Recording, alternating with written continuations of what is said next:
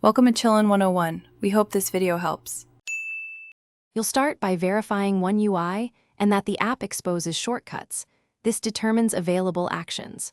Once confirmed, long press a blank area of the home screen and tap widgets or apps to access shortcuts.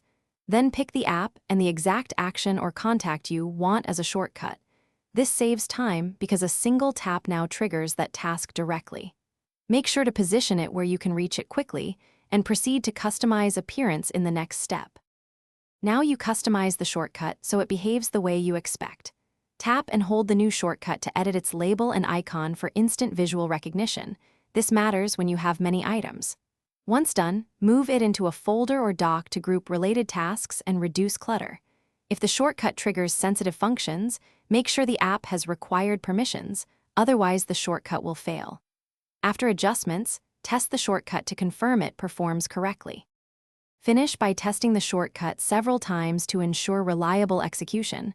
Open the target action and watch for expected results. If it doesn't work, restart the app first and then the phone, because background services or cache states often block shortcuts.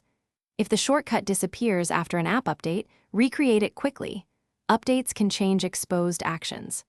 As a final troubleshooting tip, reset app preferences or clear the app cache.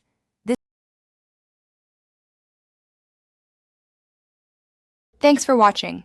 Consider subscribing if we helped you.